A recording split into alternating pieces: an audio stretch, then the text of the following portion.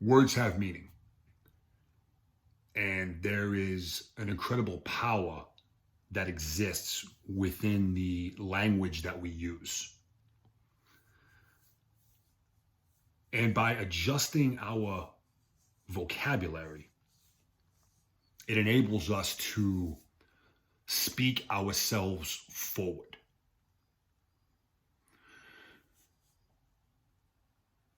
There are several categories, if that's the right word, within this topic.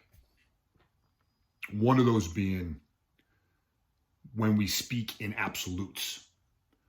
So using words like always, never, everybody, nobody, every day, etc. Odds are this is inaccurate, and we end up sacrificing veracity for impact. And when we do this with consistency, it begins to bring our credibility into question. Another one is speaking negatively. So using words like hate and miserable and awful and terrible. And when we put out negativity, we tend to receive negativity. So this can tie into things like the law of attraction and having a positive mental attitude,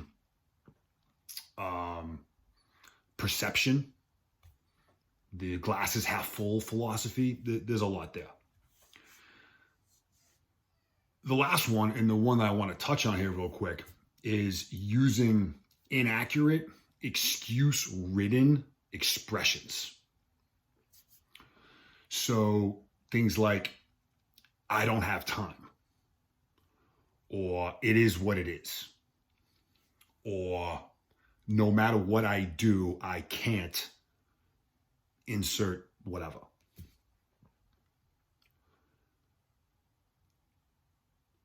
We don't typically speak in literal terms all the time.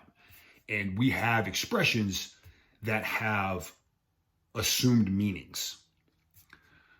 But when we use these, particularly with consistency, we are consciously or subconsciously setting limitations on ourselves.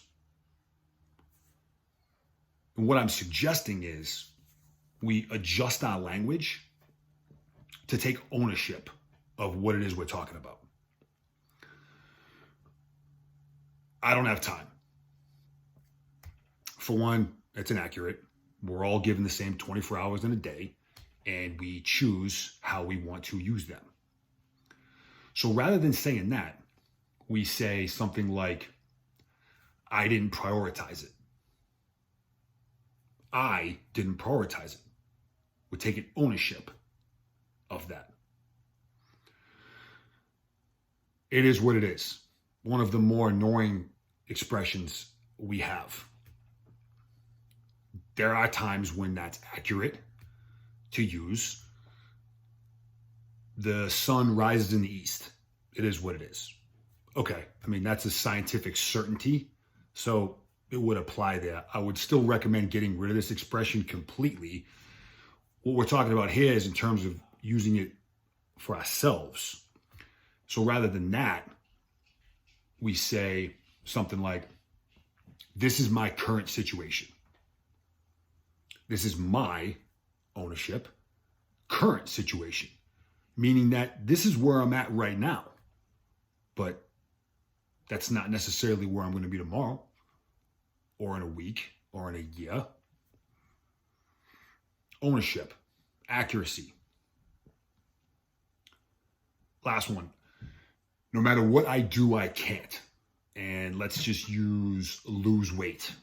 That's a common one, right? No matter what I do, I can't lose weight. What that's implying is I have exhausted all means possible and I can't do this. It's impossible to lose weight. Again, more than likely that's inaccurate. So rather than that, We say something like, my previous attempts to lose weight have failed. Ownership. My previous attempts, the things that I've done in the past, have not gotten me to success. Ownership.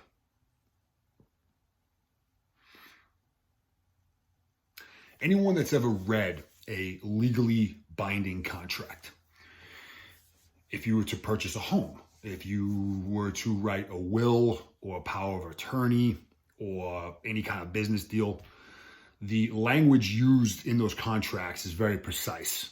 And most of us need some type of translator to explain to us what is even being said in these documents, in these contracts. It's its own language. That's why we have attorneys and advisors and etc. So most of us don't have the vernacular to talk in this manner daily. And chances are that wouldn't be received very well by the people around us. People would just be confused as to what it was we were saying.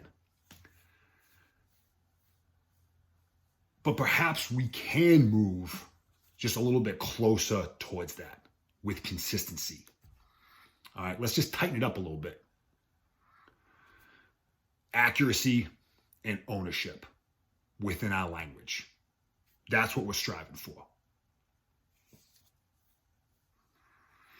Because every time we speak, whether internal or outwardly spoken, we are establishing a contract with ourselves and at times with those around us.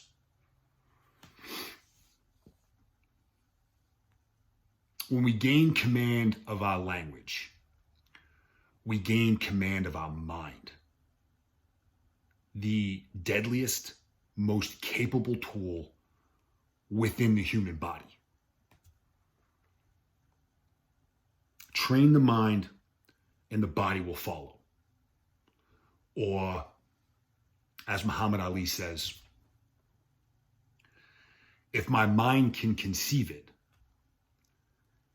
and my heart can believe it, then I can achieve it.